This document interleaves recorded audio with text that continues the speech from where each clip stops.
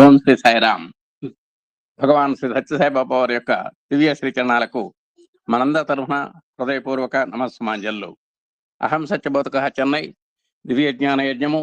ఈ దివ్య జ్ఞాన యజ్ఞ సుదీర్ఘ రసారసులైన మన పూజ్యులు, ఆప్తులు, గౌరవనీయులైన శ్రీ మల్లెల లక్ష్మీనారాయణ గారికి, వారి ధర్మపత్ని శ్రీమతి ఎం వరలక్ష్మి గారికి హృదయపూర్వకమైనటువంటి నమస్సుమాంజలు. కార్యక్రమం ప్రారంభంలో మనందరి తరఫున శ్రీ సత్యసాయి దివ్యాశీస్సులతో శ్రీ సత్యసాయి దైనందిన ఆధ్యాత్మిక వేదికలో ఎన్నో కార్యక్రమాలతో మనం ముందుకెళ్తున్నాం.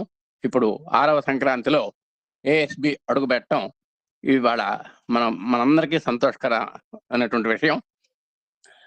తర్వాత ఈ పౌష్యలక్ష్మి, ఈ సంక్రాంతిని పౌష్యలక్ష్మి అంటాం.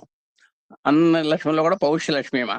ఈ పౌష్యలక్ష్మి ఏఎస్బి సభ్యులు, వారి యొక్క కుటుంబ సభ్యులు, వాళ్ళ యొక్క బంధుమిత్రులు సకుటుంబ సపరివార సమేతంగా వారికి సుదీర్ఘమైనటువంటి ఆయుష్, ఆరోగ్యము, ఐశ్వర్య సంపత్తులు ప్రసాదించాలని, వారు ప్రశాంతమైనటువంటి ఆధ్యాత్మిక చింతనలో ఏ కష్టాలు, నష్టాలు, అంతరాయాలు లేకుండా పుత్ర పౌత్రాభివృద్ధితో వర్ధిల్లాలని, ముఖ్యంగా ఆధ్యాత్మిక పథంలో ఉన్నత స్థితి నుంచి ఉన్నత స్థితికి ఎదగాలని, అలాంటి మహత్తర సంపత్తిని పౌష్యలక్ష్మి మనందరికీ అందజేయాలని, మనం పుత్ర పౌత్రులతో సంతోషంగా ఉండాలని కోరుకుంటూ మీ అందరికీ పౌష్యలక్ష్మి యొక్క ఆశీస్సులు మెండుగా ఉండాలని కోరుకుంటున్నాము.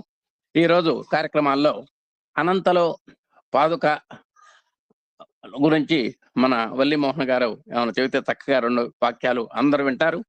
ఆ పాదుకల యొక్క విశేషం, అవి పొందినటువంటి గౌరవనీయత స్థానం, మహత్తరమైనటువంటి స్థానాన్ని పొందినటువంటి ఆ పాదుకల యొక్క విశేషాలు ఏమైనా 2 నిమిషాలు చెబితే మాకు సంతోషంగా ఉంటుంది. ఆ తర్వాత ప్రత్యేక ఆధ్యాత్మిక సత్సంగం శ్రీ ఎమ్మెల్యే సార్, తర్వాత ధారావాహిక సత్సంగం సత్యం సుందరం 7వ భాగం ఫస్ట్ ధార నారాయణమూర్తి గారు మన సాయిరాం వేమవరం, తర్వాత పి కోటేశ్వరరావు సాయిరాం హైదరాబాద్. ఇవన్నీ నాటి కార్యక్రమాలు. మొట్టమొదటిగా మరి అవకాశాన్ని బట్టి వల్లి మోహన్ గారు 4 మాటలు చెబితే చక్కగా పాదుకల విశేషాలు మా అందరికీ కూడా తెలుస్తాయి. వారిని ఆహ్వానిస్తూ తర్వాత గురువు గారి యొక్క సత్సంగం ప్రారంభమవుతుంది. ఓం శ్రీ సాయిరాం. జై జై సాయిరాం.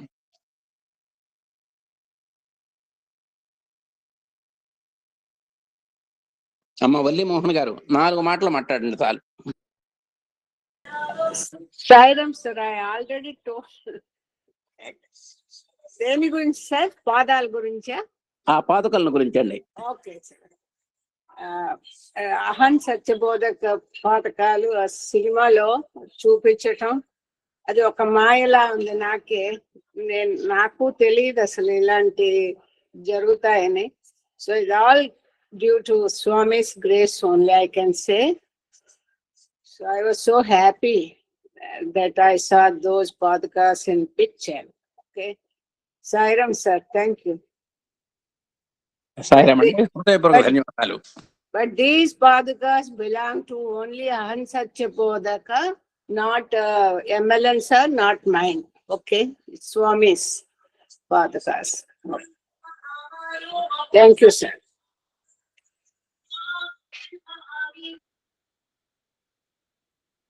అందరికి సాయిరాం అండి. మా సోదరమణి బాగా చెప్పింది, అది భగవంతుని పాదుకలు. దీనికి కూడా అందరికి ముందుగా సంక్రాంతి శుభాకాంక్షలు. స్వామి దయ వల్ల ఇది 6వ సంక్రాంతి అండి. బికాస్ వి స్టార్టెడ్ ఇన్ 2020 జూలైలో మధ్యలో మొదలు పెట్టాం కనుక దిస్ ఇది 6th one, 21 నుంచి లెక్క వేసుకుంటే. నిన్న యాక్చువల్గా ఇప్పుడు పాదుకలు రావడానికి కారణం ఏంటంటే, నన్ను మా లోకల్గా మా జిల్లా మహిళా ఇన్ఛార్జ్ శ్రీమతి గీతామౌళి గారు తెలుగు కూడా మాట్లాడతారు, నేనంటే చాలా ఇష్టం. సో ఆవిడకి నేను థ్యాంక్స్ చెప్తే ఆవిడ అన్న మాట ఏంటంటే, సినిమా ఎవరైతే తీయబోతున్నారో they want the bhajan, it should be realistic. భజన అనేది భజన రూపంలో ఉండాలి, ఏదో కాకుండా. అంటే ఏదో చూపించవచ్చు, భజన ప్రాక్టికల్ గా చేయకుండా కూడా చూపించవచ్చు nowadays. So it should be realistic అని వాళ్ళు సినీ నిర్మాతలు అంటే వీడికి వెంటనే భజన అంటే స్వామి పాదుకలు ఐడియా. ఇప్పుడు చెన్నైలో ఎంతో మంది ఉన్నారు, వాళ్ళ దగ్గరే ఉన్నాయి, కేంద్రాల్లో ఉన్నాయి పాదుకలు. So she had a thought, immediate thought, అంటే ఆవిడ అన్నమాట చెప్తున్నాను యాక్చువల్గా, మెసేజ్ కూడా చూడండి. She had a thought of padukas. First thought is padukas, second thought is myself. So ఎప్పుడైతే ఆవిడకి నాకు కాల్ చేసింది, సో ఐఎమ్ వెరీ హ్యాపీ. అంటే నాకు డీటెయిల్స్ తెలియదు అసలు, I don't know the details for what purpose they are asking also. నేను అడగలేదు కూడా, ఏదో షూటింగ్ చేసుకుంటున్నారు అన్నారు, ఐ డోంట్ నో. సో ఒక సేవదాలు వస్తారు పాదుకలు అంటే, ఐ హ్యాడ్ 2 టైప్స్ ఆఫ్ పాదుకలు. పాదుకలు మనం రకాలని మనం అనుకుంటాం, అది కూడా తప్పే. అంటే రెండు జతల పాదుకలు ఉన్నాయి అన్నారు, 2 రకాల పాదుకలు కాదు, 2 జతల పాదుకలు ఉన్నాయి. So she opted this one. So సేవదాలు రావటం జరిగింది.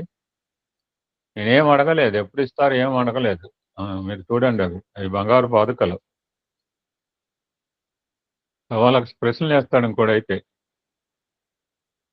ఐ హ్యావ్ నో, వచ్చాడు కూర్చున్నాడు, అతను కూడా విభూతి ఇచ్చాను, తీసుకెళ్లారు. 2 రోజుల తర్వాత పెద్ద కారులో, బహుశా సినీ రంగాన్ని, నాకు తెలియదు కదా సినిమా షూటింగ్ అని చెప్పి, ఒక పెద్ద ఆయన ఒక మంచి కవర్లో పెట్టి తీసుకొచ్చాడు. ఆ కవర్ ఇప్పుడు నాకు ఇట్ ఈజ్ యూజ్ఫుల్, చాలా యూజ్ఫుల్ గా ఉంది కవర్. ఎందుకు ఏ క్షణాల్లో ఇచ్చాడో తెలియదు మరి. ఆ పాదుకల కవర్లో పెట్టించాడు, ఆ కవర్ నేను వాడుతూనే ఉన్నాను. ఈ నా దగ్గర చాలా కవర్లు ఉన్నాయి బీరువాలో. దయచేసి కాసేపు మెసేజ్లు ఆపేయండి ఈ సత్సంగం అయ్యేంత వరకు.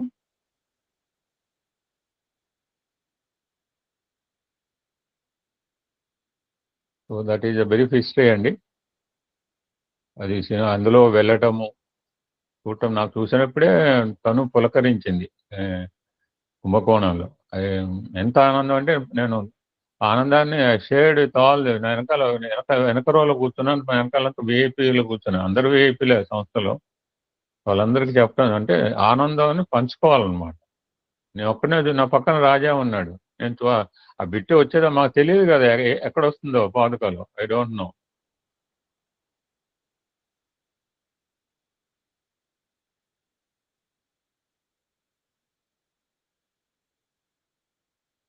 సో ఇందాక మా అమ్మాయితో అన్నా అనమాట, మా అమ్మాయికి ఆ సీరియల్లో ఇవ్వటం మొదట అదృష్టం అయితే, మరలా స్వామి ఈ యొక్క అహం సత్యబోధక పాదుకలు, అది I don't say Sai Jeevadhara padukas also, ఆవిడ క్లియర్ గా చెప్పింది.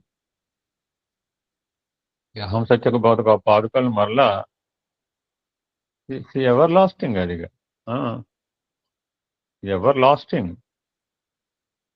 ఆచంద తారాత్మ స్వామి ఎలాగా ఉంటారో, ఈ యొక్క పాదుకల సన్నివేశము it's ever lasting in the universe. విశ్వంలో ఎప్పటికీ చిరస్థాయిగా ఉండిపోతుంది అది.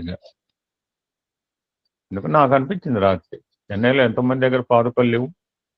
నాకు అప్పుడు ఇంకో మాట వచ్చింది, ప్రపంచంలో ఎంతమంది భక్తులు లేరు, భక్తులకు ఆడపిల్లలు లేరు, ఎంతమంది ఆడపిల్లలు స్వామి స్కూల్లో చదువుకోలేదు.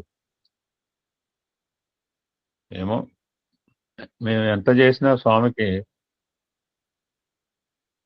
తక్కువే అవుతుంది. అందుకనే ఇక ఆయనకి నేను చేయటం, నాకు ఆయన చేయటం పక్కన పెట్టేశాను ఇక. సో అప్పటి నుంచి కూడా నేను స్వామి, నాకు ఇప్పుడు మళ్ళీ చాలాసార్లు చెప్పాను, మళ్ళీ రిపీట్ చేసే అవకాశం కలిగింది. Is one of my family member. అంటే మిమ్మల్ని చూడలేదా అంటే, చూస్తూనే ఉన్నాడు, ఆయన చూస్తూనే ఉన్నాడు ఏం జరుగుతాం, ఆయన ఇష్టం అది. Thank you so much Valli Mohan Sairam. Sairam sir.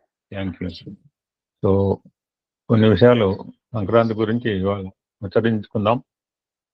సమయం అనుకూలిస్తే tomorrow also will continue. Just review, just కొన్ని విషయాలు.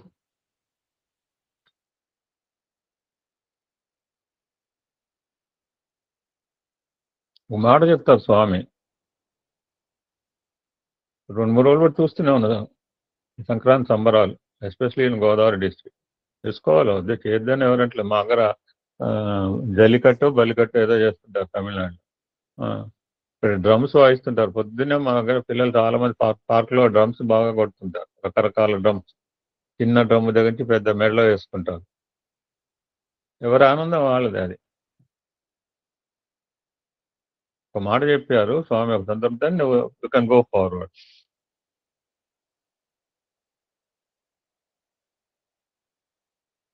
అనేకత్వంలోని ఏకత్వాన్ని దర్శించే దృష్టిని అలవర్చేవే భారతీయ పర్వదినాలు అన్నారు.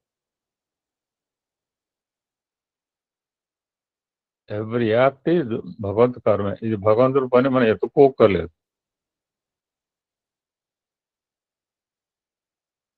ఎల్ఎస్పి కూడా చెప్తుంటాడు, ఇది నా పని, ఇది స్వామి పని అని మనకి గిరగీతకూడదు, గీయకూడదు.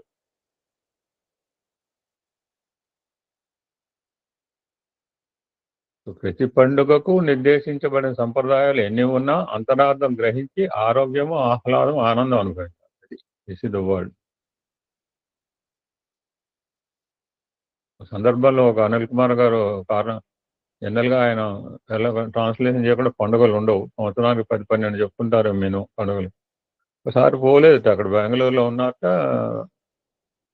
పిల్లలు ఏం చెప్పారంటే పిల్లలు బుర్రగొట్టుకుంటున్నారు. అప్పుడు చెప్పారు, స్వామి చెప్పారు కదా అని మీకెట్లా తెలుసు అన్నాడు.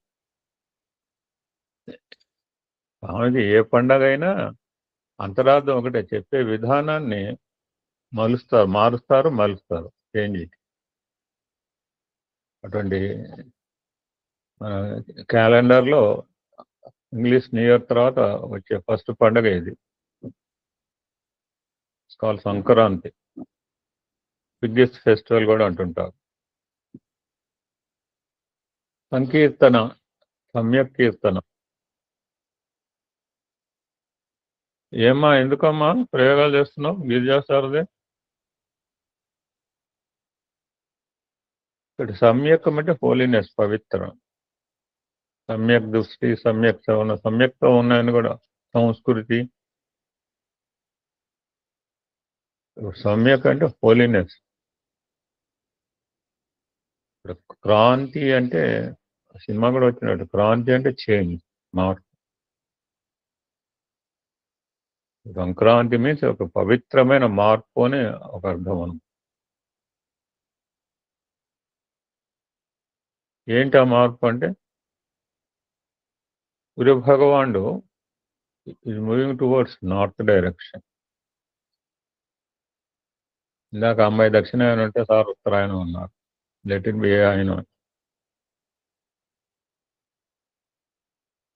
So is moving towards northward direction. అలాగా ప్రయాణం చేయటం వలన నేచర్లో అందం వస్తుంది, ఆనందం వస్తుంది.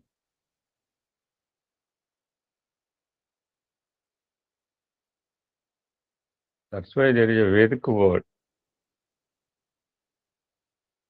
యక్షో సూర్య అజాయత.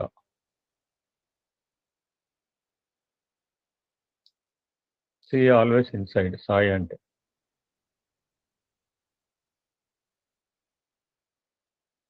అటువంటి అంతర్దృష్టిని సారించి నార్త్వర్డ్ డైరెక్షన్ అంటే హిమాలయాలు, హిమాచలానికి బుద్ధిని జర్నీ చేయించమని అర్థం. ఇక్కడ హిమాచలం అంటే మనం హిమాలయాలు పోక్కర్లేదు, మన దేహంలో కూడా హిమాలయం పెట్టాట.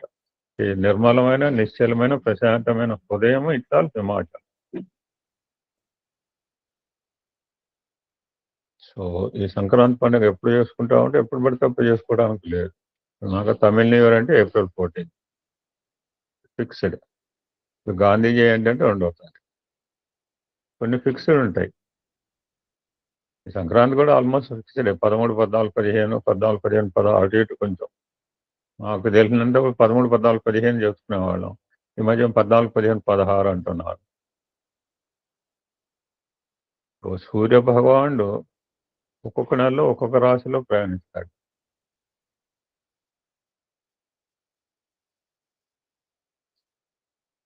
ఆ విధంగా సూర్యభగవానుడు మకర రాశిలో ప్రవేశించేటప్పుడు ఒక ఆస్ట్రాలజీ ఎవరో పెట్టారు, రాత్రి 9:19కి చేంజ్ అవుతుందని చెప్పి రాశి సూర్యభగవాన్.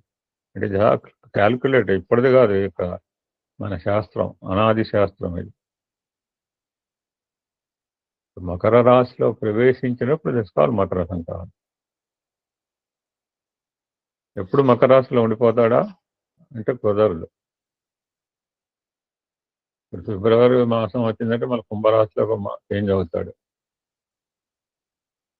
మార్చిలో పోయేటప్పుడు మళ్ళీ మీనరాశి అవుతాడు, ఏప్రిల్లో వచ్చేటప్పటికి నా రాశి మేషరాశిలో, అలాగా ఒక్కొక్క నెలకి ఒక రాశిలో మారుతుంటాడు గమనం.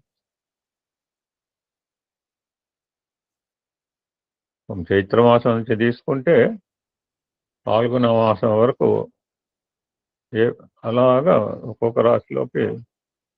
So that means will have today is call మకర సంక్రమణం, మకర జ్యోతి కూడా అంటుంటాం అయ్యప్ప స్వామి.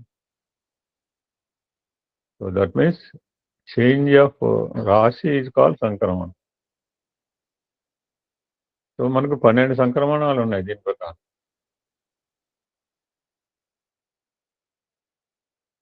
మకరంగా అంటే 12 పేర్లు చెప్పుకోవచ్చు. కార్క సంక్రమం, సింహ సంక్రమం, కన్యా, మకర, తుల, మేష, కర్కాట. జస్ట్ వీటన్నిటిలో కల్లా అతి విశిష్టమైంది మకర సంక్రమం. ఎందుకంటే 12 సంక్రమణాల్లో ఇంపార్టెంటే, అన్నిట్లో కదా most vital and importance is Makar సంక్రమం. ఎందుకంటే ఈ రోజు నుంచి ఉత్తరాయణ పుణ్యకాలం ప్రారంభం. అంటే దక్షిణాయన మంచిది కాదా అంటే అలా మనకి ప్రతిరోజు ప్రతి క్షణము మంచిది. ఈ 6 నెలలు కొన్ని కార్యక్రమాలు చేస్తారు, యాక్చువల్ పండగలన్నీ కూడా దక్షిణాయనంలో వచ్చాయి. ఏం సార్ కోటేశ్వరరావు గారు? Major festivals almost all events, Guru Purnima, Vinayaka Chavithi, అమ్మవారు, నకరా, అన్ని ఫెస్టివల్స్ అన్ని అక్కడే వస్తాయి. దట్ ఆయనమా ఈ ఆయన మనకు will enjoy each and every second present, that is present in our hand. So రామాయణము అంటే రాముడి యొక్క ప్రయాణం, ఉత్తరాయణము అంటే ఉత్తర దిశకు ప్రయాణం. ఎవరు పాండవులు కూడా నార్త్ వర్డ్ డైరెక్షన్ వెళ్ళారు. ఇప్పుడు కూడా నేను నార్త్ వర్డ్ డైరెక్షన్ కూర్చున్నాను. బహుశా ఆల్మోస్ట్ సత్సంగాలన్నీ కూడా 99% ఇలానే సాగినాయి. ప్లేస్ మారుండవచ్చు. నేను చాలాసార్లు ప్రయత్నం చేశాను, వేరే రూమ్లో వెళ్దామా చెప్దామంటే ఏమో నాకు this is the position that I'm doing most of the satsangs. Place మారింది, కొంచెం ముందుకు వచ్చా, వెనకాల ఎదుగు బీరువా దగ్గర ఉండేవాడు. ఇక్కడ ఎవడు ప్రయాణం చేస్తున్నాడు అంటే సూర్యభగవానుడు. సూర్యుడి గురించి నేను రుద్రంలో చెప్పాడు, ఎవ్రీ సెకండ్ ఎంత హైడ్రోజన్, ఎంత వేడి ఉంటుందో. But sun is the nearest star మనకి. సన్ ఆల్సో ఏ స్టార్, నక్షత్రం. సూర్యుడి కంటే కూడా పెద్ద నక్షత్రాలు చాలా ఉన్నాయి. సూర్యభగవానుడు దక్షిణ ఆయనం నుంచి ఉత్తరాభిముఖంగా ప్రయాణం స్టార్ట్ చేస్తారన్నమాట ఈ రోజు నుంచి.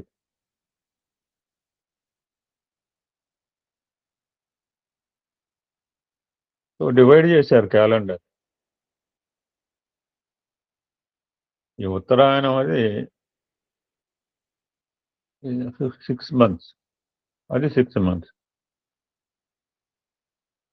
మనకి దైవ ప్రార్థన అని అన్నాడు, కానీ మరి దైవ ప్రార్థనకి ప్రతి క్షణం కూడా ఇంపార్టెంట్. ఉత్తరాయణం వస్తేనే నేను దైవ ప్రార్థన చేస్తాను కూర్చుంటే కుదరదు. నీరు స్టేబుల్గా ఉంటున్నా, ఎప్పుడు స్టేబుల్గా ఉంటాయి అంటే శాస్త్రం ఏం చెప్తుందంటే దైవ ప్రార్థనకు, ఆధ్యాత్మిక సాధనలకి, స్వాధ్యాయములకు, తీర్థయాత్రలకు, వేద విహిత సంస్కారములకు అనుకూలమైన కాలం అని శాస్త్రం చెప్పింది, ఇప్పుడు స్వామి చెప్పింది. మరి రిమైనింగ్ వారు ఈరోజు కూడా పితృ సంబంధించిన కార్యక్రమాలు చేస్తుంటారు సంక్రాంతిలో కూడా. సో దక్షిణాయనం అంతా కూడా పితృ సంబంధమైందని క్లాసిఫై చేయడం జరిగింది శాస్త్రం. నేను చెప్పట్లేదు, ఇంకెవరు చెప్పు. మరి సూర్యుడు ఎందుకు నార్త్వర్డ్ డైరెక్షన్ గా ప్రయాణించట్లో ఉన్న వాట్ ఈస్ ద సిగ్నిఫికెన్స్? మీ చిన్నప్పుడు చెప్పారన్నమాట. భారతదేశానికి ఎల్లలు ఏంటంటే చాలా క్లియర్గా చెప్పేవాళ్ళం. ఈ రోజు పిల్లలకి ఎవరన్నా అట్లా చెప్పారో లేదో తెలియదు, నుంచోబెట్టి చెప్పించేవాళ్ళం. తూర్పుముఖంగా పెట్టి ఫేస్ వైపు ఈస్ట్, బ్యాక్ సైడ్ అది, లెఫ్ట్ హ్యాండ్, రైట్ అలా చెప్పేవాళ్ళు. డ్రిల్ మాస్టర్ లాగా. ఉత్తర దిక్కున ఏముందంటే హిమాచలం ఉంది. అది సెల్ఫ్ పరమేశ్వర్స్ అనేది కైలాసం.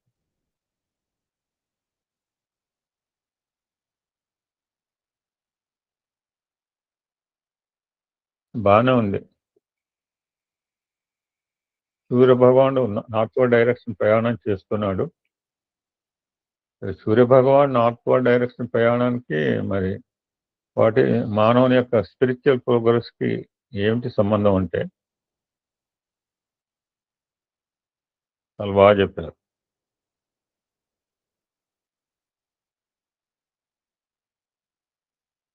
గ్రహాలు మన శరీరంలో అధిదేవతల గురించి మన రుద్రంలో చాలా క్లియర్గా చెప్తున్నాం. తిథులకు అధిదేవతలు కూడా చెప్తాం జరిగింది. చాలాసార్లు లిస్టు కూడా పెట్టుకున్నాం, ఏ తిథికి ఏ అధిదేవత అనేది. మానవ బుద్ధికి అధిదేవత సూర్య భగవానుడు. ఎప్పుడైతే సూర్యుడు పరమేశ్వరుడి సన్నివైపు వెళ్ళినప్పుడు మనం కూడా మన బుద్ధిని హృదయం వైపు తిప్పుకోను. అది లోపల దృష్టి. మనం హిమాచలం పొమ్మని చెప్పట్లేదు. కాబట్టి టర్న్ ఓవర్ మన బుద్ధిని లోపల అంతర్ముఖంగా అన్నమాట, towards heart. That itself is హిమాచలం. హిమము అంటే మంచు, చల్లదనం, నిర్మలము, ప్రశాంతత. శివుడు కూడా స్థాను, అచలుడు, సుస్థిరమైనది, నిశ్చలమైనది. మరి మన మానవ దేహంలో చాలా చాలా అవయవాలు ఇచ్చారు భగవంతుడు. అన్ని పెట్టిన తర్వాత మరి అటువంటి చల్లదనంగా, నిర్మలంగా, ప్రశాంతంగా, స్థిరమైనది, నిశ్చలమైనది ఏదంటే మానవ హృదయం అన్నారు.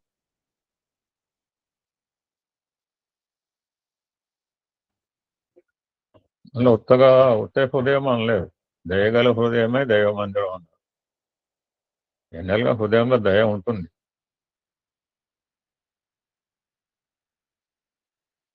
ఇట్సెల్ఫ్ ఈశ్వర నివాసం, హృదయేశ్వర అంటుంటాం. హృదయంలో ఉన్న ఈశ్వరుడు.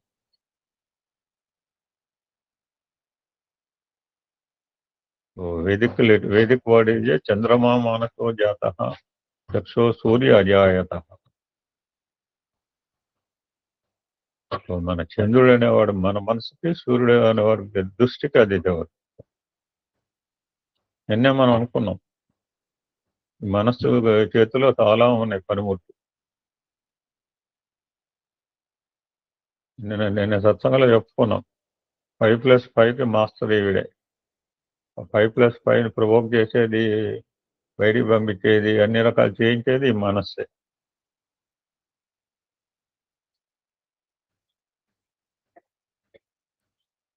అటువంటి మనస్సుకు వీటికి 10 ఇన్స్ట్రుమెంట్స్ మాస్తారు. 10 అవయవాలకు, 10 ఇంద్రియాలకు. మనస్సుకు ఎవరు మాస్టర్ అంటే పైన ఒకడు ఉన్నాడు, బుద్ధి. అతని బుద్ధి యొక్క చేతుల కంట్రోల్లో ఉండి మన దృష్టిని హృదయం వైపు మరల్చాలి. ఇది స్పిరిచువల్ సాధక చేయవలసింది. ఎంతోమంది మహనీయులు చేసింది కూడా.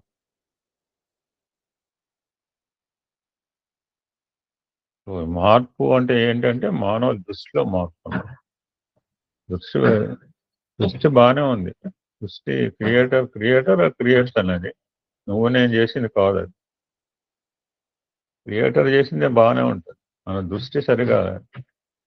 రాజుగారు అన్నట్ట, మొత్తం ఆయన్ని మొత్తం నువ్వు ఆకుపచ్చ చూడమన్నట్ట. ఆకుపచ్చ చూడమంటే ఎక్కడ అన్ని పెయింట్ చేస్తాడు. ఎన్ని చోట్ల పెయింట్ చేస్తాడు, ఎక్కడే పెయింట్ చేస్తాడు.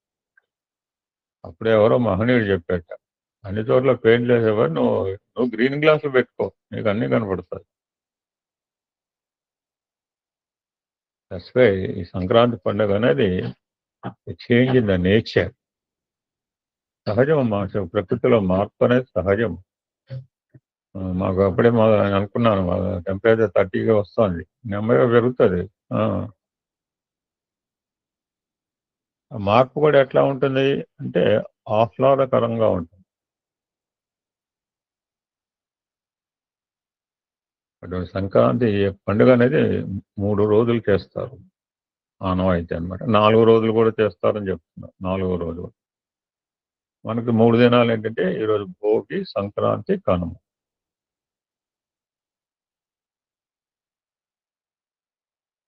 ఇలా మాకు చాలా రోజుల తర్వాత మంచు పట్టింది. మరి అది మంచో లేకపోతే పొగ ఏమైనా మంటలు పెట్టారు. మాకైతే మంటలు లేవు, కానీ మీకు చాలా చోట్ల ఇక్కడ తెలంగాణ, ఆంధ్రాలో అయితే కంపల్సరీ భోగి మంటలు పెట్టుకుంటారు.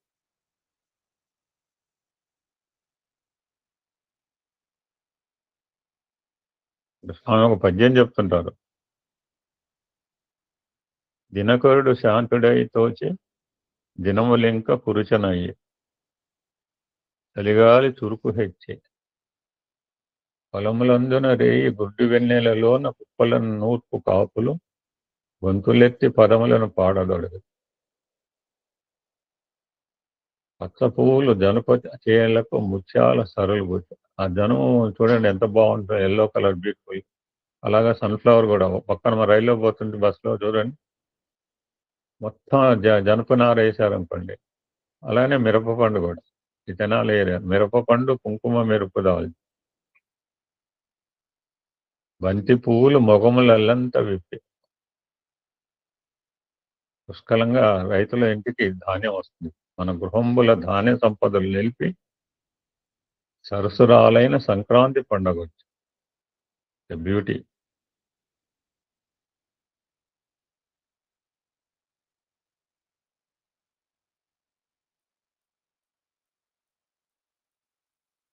ఈ భోగి పండుగ రోజు ఏం చేస్తారు అంటే మనందరూ అయిపోయింది ఆల్రెడీ. మార్నింగే పొద్దున్నే లేవటం, భోగి మంటలు వేయటం. భోగి మంటలు ఏం వేస్తే పర్లేదు అవే వేయాలి, కానీ ఇప్పుడు ట్రెడిషన్ మారిపోయింది. వేయకూడని వస్తువులు కూడా వేస్తున్నారు. దానివల్ల అసలే కాలుష్యం, మన కాలుష్యం మనం పెంచుతుంది. కొంచెం ప్లాస్టిక్ వస్తువులు కూడా వేస్తుంటారు పనికిరాని. మన ఇంట్లో పనికిరాని అలా మంటలు వేసి ఆ చుట్టూతా చిన్నపిల్లలు, ఇక్కడ వయసుతో సంబంధం లేదు, ఎంజాయ్మెంట్. పిల్లలు కావచ్చు, పెద్దలు కూర్చొని చలి కాచుకోవడం, పాటలు పాడుతుంటారు పల్లెటూళ్ళు. చలిమంటల చుట్టూ మనందరూ కూర్చునే వాళ్ళం పల్లెటూళ్ళలో. ఈ రోజు అంటే మన అందరం పట్టణాలకు చేరాము. ఇంకా గ్రామీణ వాతావరణంలో ఉన్న వాళ్ళకి తెలుసు.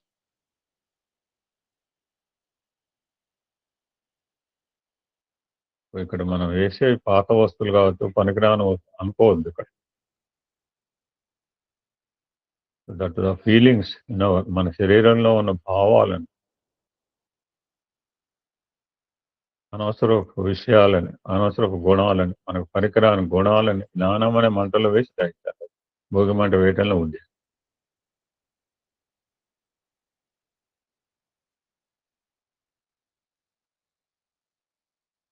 సాయంత్రం పూట భోగి పళ్ళు పోస్తుంటారు. మేము కూడా ఆశ్రమంలో పోసేవాళ్ళం కొత్తగూడెంలో. మా ఆశ్రమం పిల్లలకే పోస్తుండేవాళ్ళం.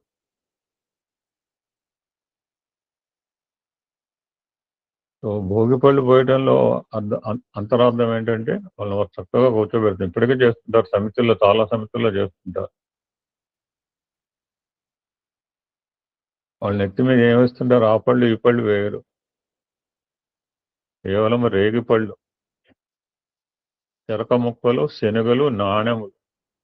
ఎవరు వేస్తారంటే పెద్దలు అందరూ వేస్తారు. వాళ్ళ నెత్తి మీద వేసి బ్లెస్సింగ్స్ అనమాట, టచ్ చేసి.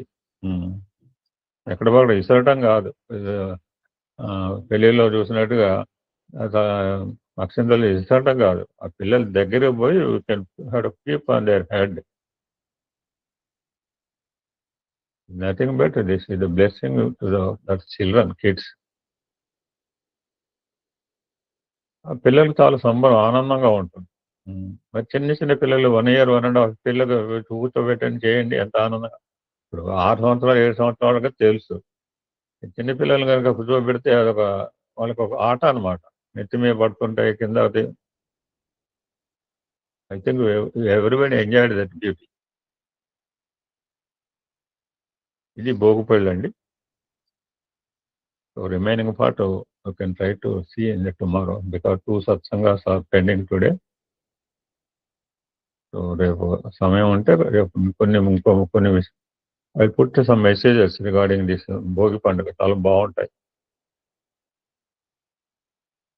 You can see few more aspect tomorrow. జై సాయిరామ్. నారాయణమూర్తి గారు, సాయిరామ్. ఓం శ్రీ సాయిరామ్. సర్వదేవతాతీత భగవాన్ శ్రీ సత్యసాయి బాబా వారి దివ్య పాదార విందములకు అనంతకోటి ప్రణామాలు తెలుపుతూ, అహం సత్యబోధక ఆద్యులు పూజ్యులు నాన్నగారు శ్రీ లక్ష్మీనారాయణ గారికి, అమ్మ వరలక్ష్మి గారికి హృదయపూర్వక నమస్సులు, వారి ఆశీస్సులు కోరుతూ, అహం సత్యబోధక సమూహ సాయి కుటుంబ సభ్యులందరికీ కూడా నమస్సులు, భోగి పండగ శుభాకాంక్షలు తెలుపుకుంటూ, సత్యం శివం సుందరం 7వ భాగం 111వ పేజీ 3వ పేరా నుంచి ప్రారంభమవుతుందండి. ముందుగా కొన్ని విషయాలు మననం చేసుకుంటూ నిన్నటి చెప్పుకున్న విషయాలు మొదటి పేరాలు. కార్యక్రమం ప్రారంభించే ముందు నా ప్రభువైన భగవాన్ శ్రీ సత్యసాయి బాబా వారిని నేను ప్రార్థించాను. ఆ ప్రదర్శన యావత్తు వారే చేపట్టి నడిపించాలని, నన్ను ఆశీర్వదించమని ఆ నా ప్రార్థన ఇంకా పూర్తి కాకముందే మందస్మిత సుందర వదనారవిందులై ఉభయ హస్తములను పైకెత్తి అభయమునిస్తూ ఆశీర్వదిస్తూ నా కనుల ముందు సాక్షాత్కార దర్శనం అనుగ్రహించారు నా స్వామి. నా ఆనందానికి అవధులు లేవు. ఆ క్షణంలోనే నాలో ఆత్మవిశ్వాసం వినబడించి ధైర్యం, ఉత్సాహం పుంజుకున్నాయి. అప్పుడప్పుడే వృద్ధిలోకి వస్తున్న ఒక వర్ధమాన యువ సంగీత కళాకారుడు ఒకసారి పద్మవిభూషణ్ పండిట్ జసరాజ్ గారిని అడిగారు, అయ్యా, నాకు భగవంతుని యందు నమ్మకం లేదు, అలాంటప్పుడు నేను నా సంగీతంతో ఎలాంటి సంబంధాన్ని కలిగి ఉండాలి అని. అందుకు ఆ మహావిద్వాంసుడు జసరాజు గారు కనీసం కనురెప్ప కూడా కదల్చకుండా సూటిగా చెప్పారు, నీకు భగవంతుడిలో విశ్వాసం లేకపోతే సంగీతం కష్టమే. సంగీతం ఒక ప్రేమ మార్గం. నిచ్చెన లేకుండా నీవు ఎక్కడికి చేరగలవు? అప్పటికీ ఆ యువ సంగీత కళాకారుడు పట్టు విడవకుండా తన ధోరణనే గట్టిగా కొనసాగిస్తూ అడిగాడు, నాకు దైవం పైన నమ్మకం లేకపోయినా నేను జీవితాన్ని మాత్రం ప్రేమిస్తూనే ఉంటాను. మరి ఆ ప్రేమ నాకు తగినంత ప్రేరణను, భావావేశాన్ని ఇవ్వగలుగుతుందా? జసరాజ్ గారు అతనితో అన్నారు, మొత్తానికి నీకు ఏదో ఒక రకమైన ప్రేమ అయితే ఉండటం మంచిదే, కానీ నువ్వు ఒక్క విషయం మాత్రం జ్ఞాపకం ఉంచుకో, నీవు చేసే గానం భగవంతుణ్ణి చేరుతుంది.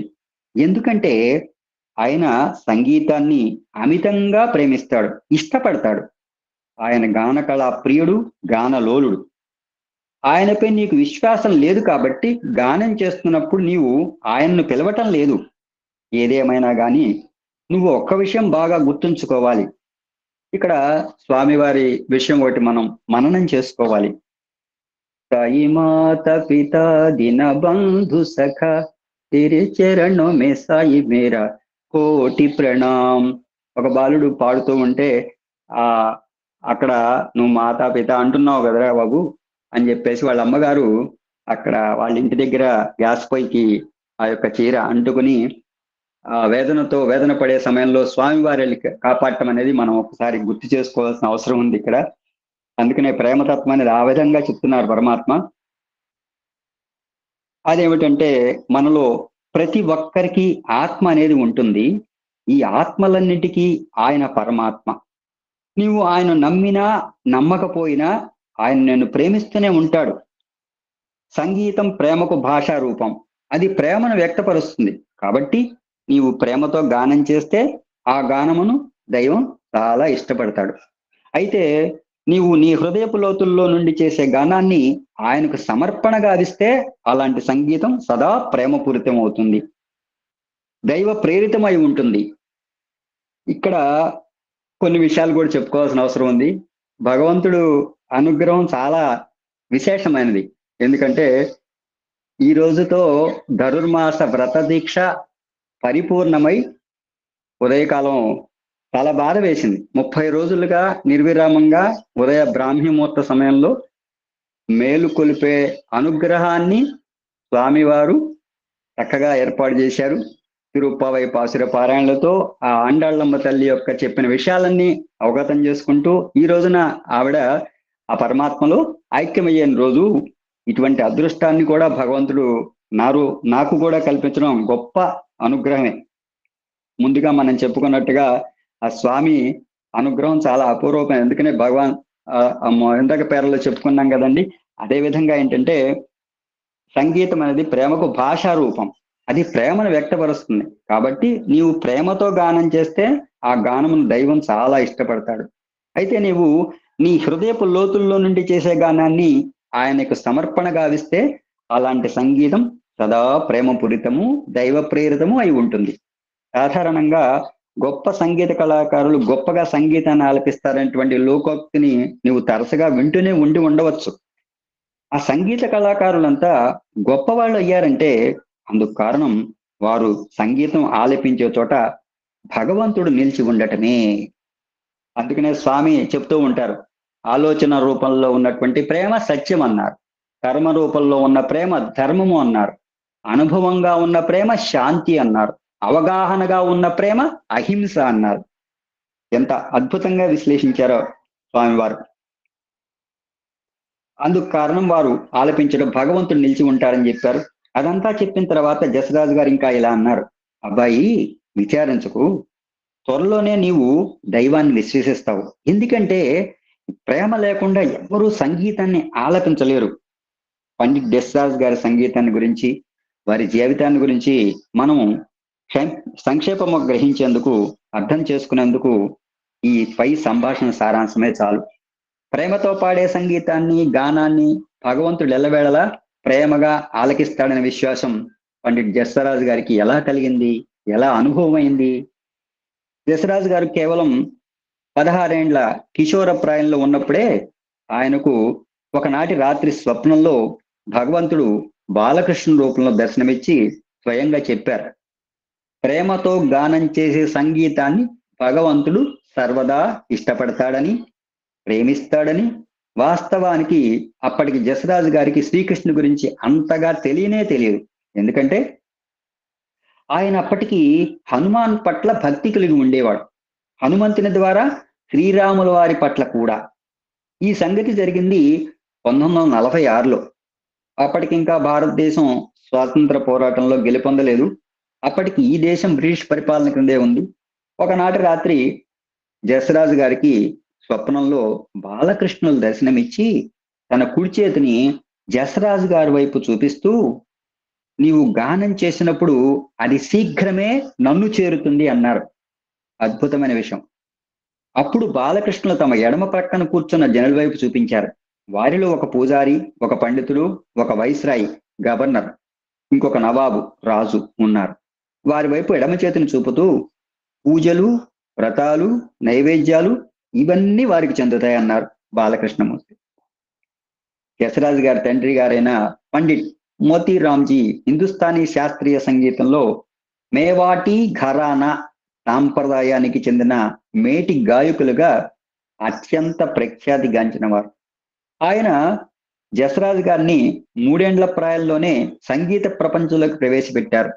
6 ఏండ్ల వయసు వచ్చేప్పటికీ జసరాజు గారు ప్రసిద్ధ గజల్ గాయకి బీగం అఖ్తర్ గారి శ్రావ్యమైనటువంటి కంఠస్వరాన్ని ప్రేమిస్తూ ఎంతటి విపరీతముగా అభిమానించేవారంటే పాఠశాలకు కూడా వెళ్లకుండా ఎగగొట్టి ఆ ఊరిలో ఉన్న ఒక చిన్న హోటల్లో రోజంతా వినిపించే బీగం అఖ్తర్ గారి పాటలనే వింటూ గడిపేవారు.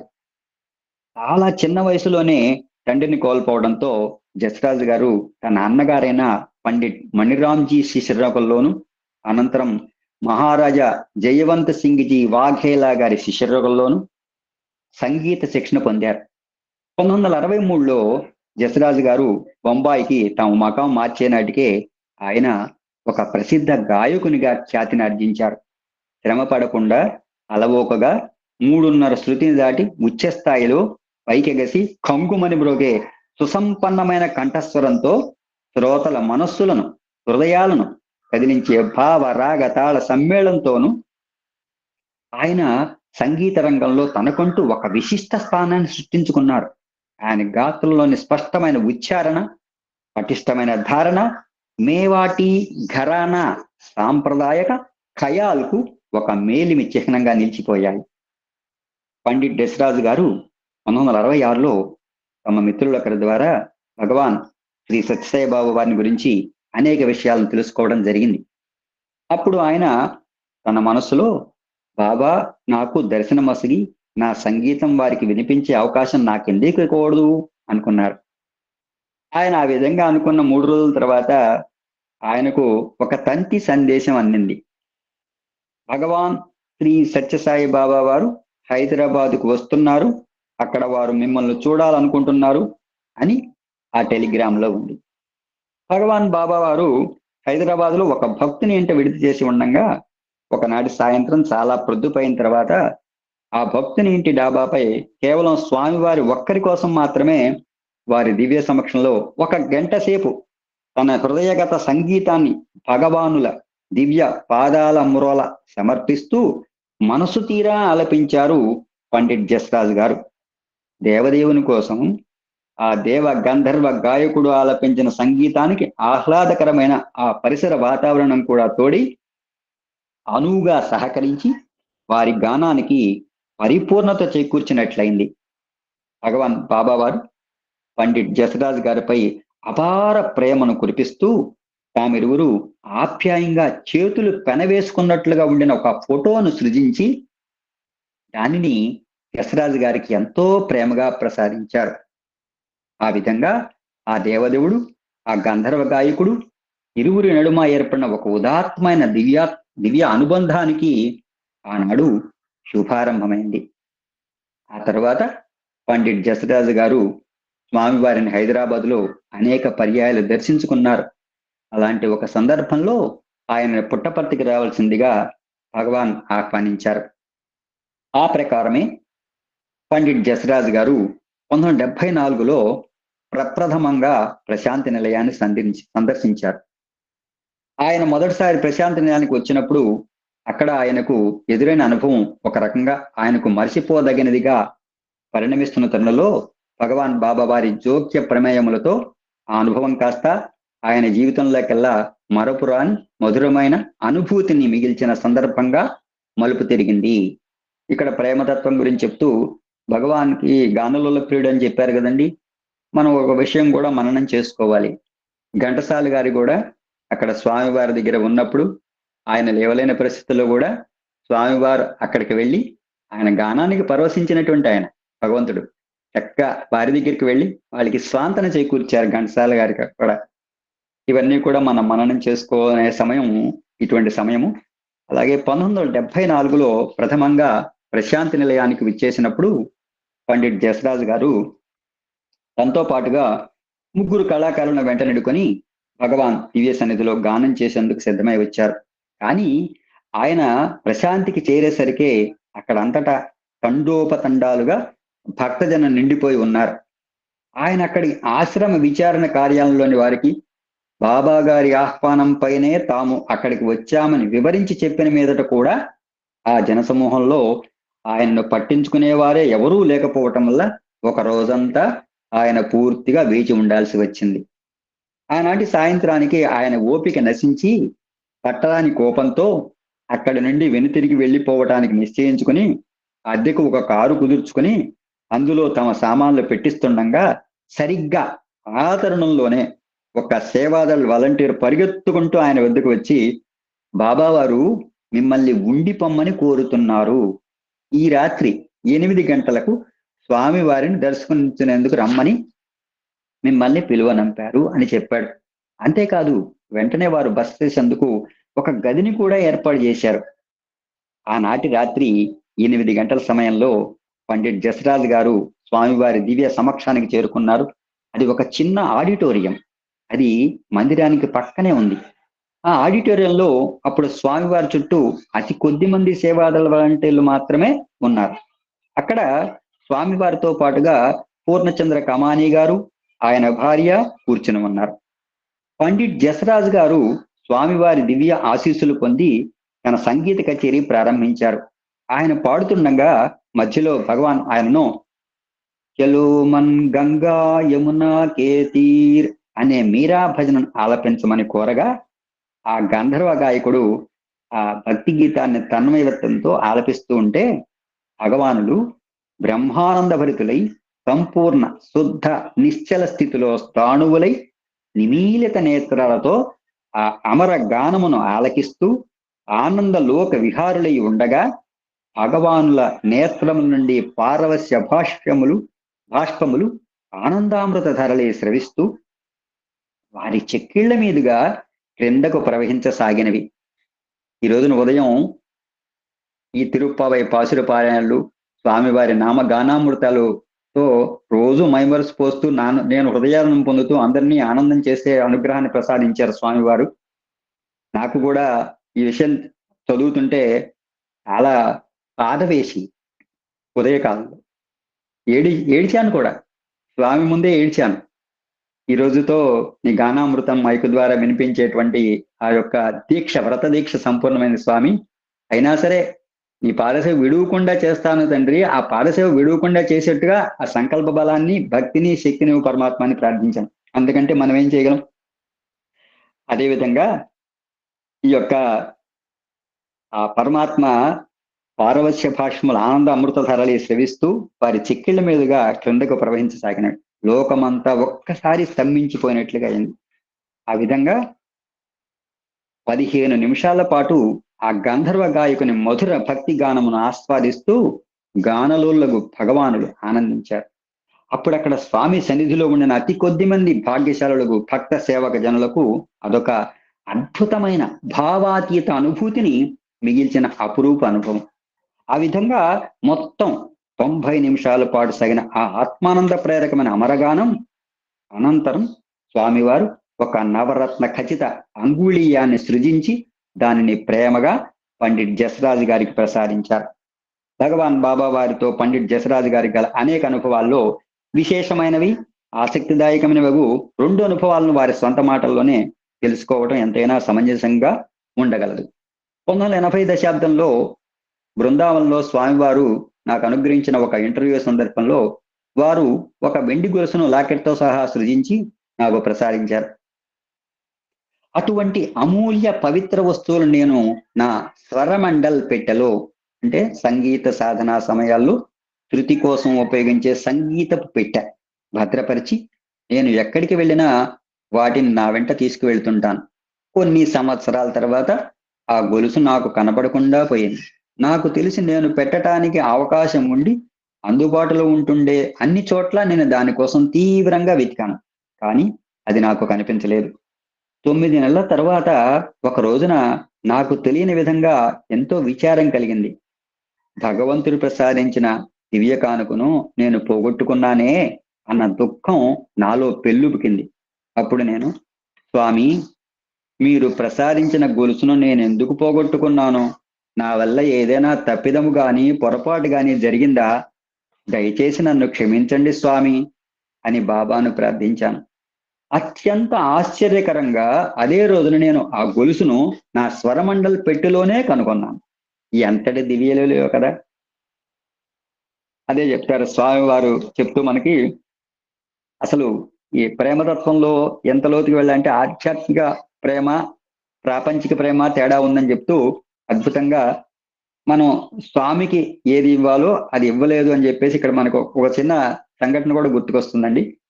ఒకసారి ఒక సంచిలో పాత కరెన్సీ నోట్లను రిజర్వ్ బ్యాంకు పంపిస్తుంటే అందులో ఉన్న 500 రూపాయల నోటుకు ₹1 జరిగినటువంటి సంభాషణలో 500 రూపాయల నోటు తాను పెద్ద హోటల్స్, సినిమా హాళ్లు మొదలైన పెద్ద పెద్ద ప్రదేశాలకు వెళ్ళినట్టు చెప్పగా, 1 రూపాయి నోటు ఆశ్చర్యపోయి తాను ఎక్కడికి వెళ్ళింది చెప్తూ దేవాలయాలు, మసీదులు, చర్చిలు మొదలైన ప్రదేశాలకు వెళ్ళినట్టు చెప్తుంది. దీన్ని బట్టి అర్థం అవుతున్నది ఏమిటంటే, మనం భగవంతునికి చాలా తక్కువ ఇస్తాము అని. అంటే బాహ్య ఆధ్యాత్మిక ప్రేమ, ప్రాపంచిక ప్రేమకు ఉన్నటువంటి, అంటే భగవంతుడు ఎట్టి పరిస్థితుల్లో కూడా ఈ విధంగా ఆ భగవంతునితో అటాచ్మెంట్ పెట్టుకోవాలని పరమాత్మ చెప్పడం. 9 నెలల తర్వాత ఒక రోజున ఆ పరమాత్మ ఈ విధంగా అనుకున్నారు కాబట్టి, మీకు ఇచ్చినటువంటి గొలుసు నేను ఎందుకు పోగొట్టుకున్నానని చెప్పేసి బాధపడ్డారు కదా ఆయన. అదే రోజున ఆ గొలుసు దొరికింది. గతంలో ఒకసారి నా తెలివి తక్కువతనం, అవివేకం, అజ్ఞానం వల్ల నేను స్వామివారి పట్ల కెనుక వహించి కోపగించిన ఒక సందర్భం కూడా నా అనుభవంలో ఉంది. తండ్రిపై కోపగించే హక్కు బిడ్డకు ఉండదా? ఏదేమైతేనేం చిట్ట చివరకు బాబావారే కదా మనకు తల్లి తండ్రి. ఈ సంఘటన జరిగింది 1995 నవంబర్లో ప్రశాంత్ నిలయంలో 2వ స్పిరిట్ ఆఫ్ యూనిటీ సంగీతోత్సవాల సందర్భంలో. నా కచేరీ జరుగుతుండగా భగవాన్ బాబావారు మధ్యలోనే లేచి వెళ్ళిపోయారు. అందువల్ల నా మనసు కష్టం వేసింది. నేను చాలా కలవరపాటుకు గురయ్యాను. నిజానికి నేను ఆ మర్నాడు కూడా ఉండిపోయి ఒక పెద్ద బహిరంగ సభలో అశేష ప్రజల సమక్షంలో భగవాన్ బాబావారి ఆశీస్సులు పొందవలసి ఉంటుందని ఆ ఉత్సవ నిర్వాహకులు నాకు ముందుగానే చెప్పి ఉన్నారు. అయినా నేను అదేమీ పట్టించుకోకుండా మూర్ఖంగా ఆ రోజే ప్రశాంత్ నిలయం వదిలిపెట్టి నా దారిని నేను వెళ్ళిపోయాను. దివ్య పితరులకు బాబావారు కూడా ఈ తెలివి తక్కువ మూర్ఖ పిల్లవాడి మీద కోపగించుకున్నారు ఏమో మరి. మళ్ళీ మా తండ్రి బిడ్డల మధ్య దివ్య ప్రేమానుబంధం సంబంధం పునరుద్ధరించబడటానికి 10 ఏళ్ల కాలం పట్టింది. ఇక్కడ కూడా మా జీవితంలో సంఘటన కూడా ఒకటి జరిగింది. ఇవన్నీ చూస్తుంటే అవన్నీ కూడా మననం చేసుకోవాల్సిన పరిస్థితి స్వామివారు ఇస్తున్నారు. 2011 సమాధి స్థితిలో స్వామివారి వెళ్ళిపోయిన తర్వాత నుంచి 2021 వరకు కూడా స్వామి దర్శనానికి వెళ్ళలేనటువంటి పరిస్థితి ఎందుకు కలిగిందో, స్వామి ఎందుకు చేశారో అవన్నీ కూడా చాలా బాధాతప్త కాలముగా భావిస్తూ స్వామి మళ్ళా హక్కుని చేర్చుకున్నారు. ఆయనను పాదసేవ విడుచకుండానే నడిపిస్తూ ఉన్నారు. ఆ సమయాన్ని ప్రశాంతి నిలయంలో గడపకుండా చివరికి మా కుటుంబ సమేతంగా వెళ్ళేటువంటి అనుగ్రహాన్ని స్వామివారు పొందారు. స్వామివారు మాకు ఇచ్చారు. స్వామివారి ద్వారా పొందాం మేము. ఆ 10 ఏళ్లలోనూ నేను ప్రశాంతి నిలయానికి అనేక మార్లు వెళ్ళాను. కానీ స్వామివారు నన్ను బొత్తిగా పట్టించుకోవడం మానేశారు. పూర్తిగా నిర్లక్ష్యం చేశారు. నాతో మాట్లాడడం కాదు కదా, కనీసం నా వైపు కన్నెత్తి చూడడం కూడా లేదు. అలా కొంతకాలం సాగింది.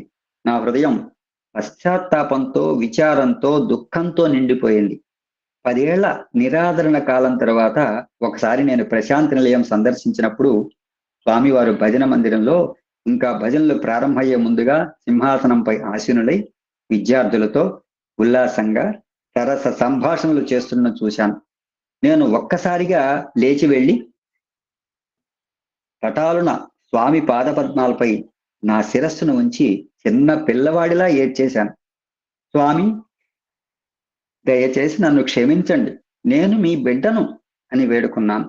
స్వామివారు కరుణాభరిత స్వరంతో మృదువుగా, లాలనగా, ప్రేమతో అన్నారు, అవును, నీవు నా బిడ్డవు. నేను నిన్ను ఎంతగానో ప్రేమిస్తున్నాను. ఆ తర్వాత వారు నన్ను అనేక పర్యాలు ఆశీర్వదించారు. పండిట్ జసరాజ్ గారితో నేను జరిపిన సుదీర్ఘ సంభాషణ గోష్ఠి సందర్భంలో ఆయనకు బాబావారితో గల అనుబంధాల గురించి అడిగిన ప్రశ్నలకు వారు ఎంతో ఓర్పుతో విపులముగా సమాధానాలు ఇచ్చారు. మా సంభాషణ ముగింపులో నేను పండిట్ జసరాజ్ గారిని అడిగాను, సార్, మీరు బాబా గారి గురించి చెప్పవలసింది ఇంకా ఏమైనా ఉందా అని. అందుకు ఆయన అత్యంత వినయంగా వారి వదనంలో భక్తి తొణికసలాడుతూ ప్రస్ఫుటిస్తుండగా ఇచ్చిన సమాధానం, నేను వారి గురించి ఏమి చెప్పగలను, బాబావారు సాక్షాత్తు భగవంతుడే అని చెప్పి స్వామివారు సంగీత కళాకారులు దంపతులైన ఉస్తాద్ మొహమ్మద్ దిల్షాద్ ఖాన్, బీగం పర్వీన్ సుల్తానాల జంట ప్రప్రథమంగా ప్రశాంతి నిలయం సందర్శించినప్పటి అనుభవం ఆ దంపతుల జీవితాలలో ఒక నూతన అధ్యాయానికి నాంది పలికింది. 1994 నవంబర్ 20వ తేదీన ప్రశాంతి నిలయంలో భగవాన్ శ్రీ సత్యసాయిబాబా వారి దివ్య సమక్షంలో గాన కచేరీ చేయవలసిందిగా భారత్ కల్చరల్ ఇంటిగ్రేషన్ కమిటీ వారు, BCIC వారు పంపిన ఆహ్వానాన్ని అందుకున్న ఆ దంపతులు అది స్వయంగా భగవంతుడే తమకు పంపిన ఆహ్వానంగా భావించి అత్యంత ఆనందం పొందారు. బొంబాయి నుండి ప్రశాంత నిలయానికి ప్రయాణం సాగిస్తున్నంతసేపు తాము భగవాన్ బాబా వారి గురించి విని ఉన్న సంభ్రమాశ్చర్యాలు గొలిపే అనేక సంగతులను ఆ దంపతులు ముచ్చటించుకుంటూనే ఉన్నారు. భగవానుల దివ్య స్వరూపం ప్రత్యక్షంగా దర్శించాలని చిరకాలముగా మిక్కిలి ఆతురతతో, వేదనతో తీవ్రముగా అపేక్షిస్తున్న దిల్షాద్ ఖాన్ గారికి ఆయన తపస్సు ఫలించి కోరిక నెరవేరబోతున్న తరుణం అది.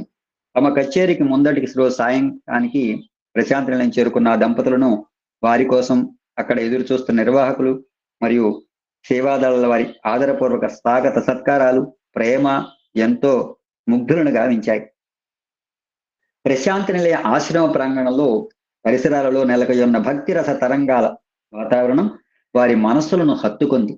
ప్రశాంత నిలయంలో ఆనాటి మధ్యాహ్న కార్యక్రమాలు ప్రారంభమైన కొద్ది గంటల తర్వాత వారు అక్కడికి చేరుకోవటం వల్లను, దిల్షాద్ ఖాన్ గారి ఒంట్లో కొంత నలతగా ఉండటం వలన ఆ దంపతులు తామెంతగానో ఆశతో ఎదురు చూస్తుండేటువంటి ఆ అమూల్యమైన భగవానుల దర్శనాన్ని వారు ఆ రోజున పొందలేకపోయారు. ఆ మరునాడు వారు కచేరీ చేయవలసి ఉండడంతో ఆ రాత్రి వారిరువురు పెందలకన్నే విశ్రమించి నిద్రకు ఉపక్రమించారు. ఆ రాత్రి దిల్షాద్ ఖాన్ గారి జీవితంలో అత్యంత చిరస్మరణమైనదిగా మిగిలిపోయింది. అర్ధరాత్రి సమయంలో ఆయనకు మెలకు వచ్చి లేచి చూడగా ఆయన మంచం పక్కనే భగవాన్ బాబా వారు దయాళుత్వము, కృపారసము నిండిన నగుమోముతో నిలబడి ఉండటం చూసి ఆయన గుండెలు జల్లుమని ఒక్కసారిగా ఆయన ఒడలు గగుర్పాటుతో పులకరించింది. తాను కలగలటం లేదు కదా అని నిర్ధారించుకునేందుకు ఆయన తన కండ్లను నులుముకొని మరీ చూచాడు. దిల్షాద్ ఖాన్ ఉలిక్కిపడి లేచి కూర్చుంటుండగా బాబా వారు ఆయనతో, నీకు ఒంట్లో బాగా లేదు, నేను నీతో ఇప్పుడు మాట్లాడను, నేను మిమ్మల్ని రేపు ఉదయం చూస్తాను, అందరికంటే ముందుగా నిన్ను, నీ భార్యను, ఇరువురిని ఇంటర్వ్యూకి పిలుస్తాను అని చెప్పి, థ్యాంక్ యూ స్వామి అని చెప్పే సమయం కూడా దిల్షాద్ ఖాన్కి ఇవ్వకుండానే భగవాన్ గాలిలో అంతర్ధానమైపోయారు. భగవాన్ బాబా వారి మృదువైన ఆ మాటల్లో నిండి ఉన్న అనంత కారుణ్యము, ప్రేమ దిల్షాద్ ఖాన్ గారి హృదయాన్ని అనిర్వచనీయ అమలానందముతో నింపివేశాయి.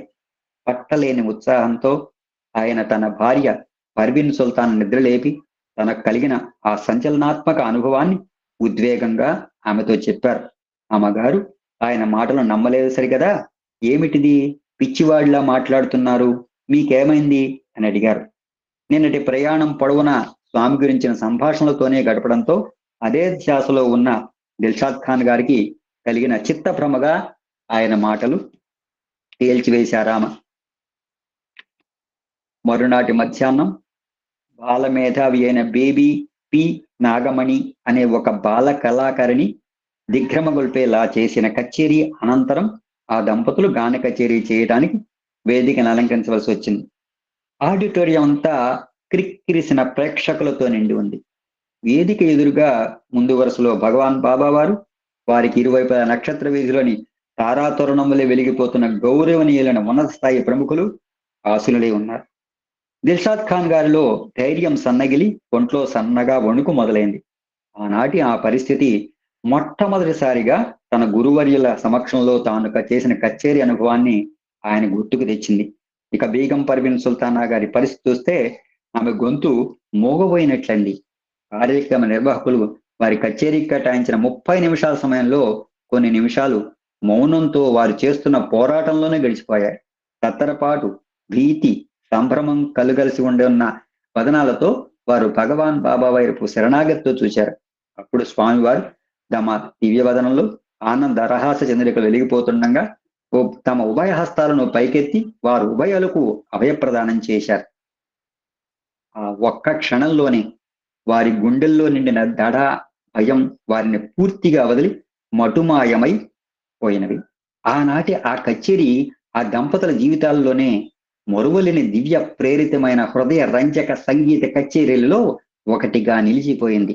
రసభరితముగా సాగిన ఆ కచేరీ నిడివి స్వామివారి అజ్ఞానుసారం 90 నిమిషాల వరకు పొడిగించబడింది. నాకు ఇచ్చిన సమయము సంపూర్ణమైంది. సాయిరాం. స్వామివారి ఇచ్చినటువంటి అనుగ్రహానికి శిరస్సు వంచి ప్రణమిలుతూ ఈ అవకాశం ప్రసాదించిన అహం సత్యబోధక ఆర్యులు పూజ్యులు లక్ష్మీనారాయణ గారికి, వరలక్ష్మి అమ్మగారికి ప్రణామాలు అర్పిస్తూ సాయిరాం సార్. ఓం శ్రీ సాయిరాం.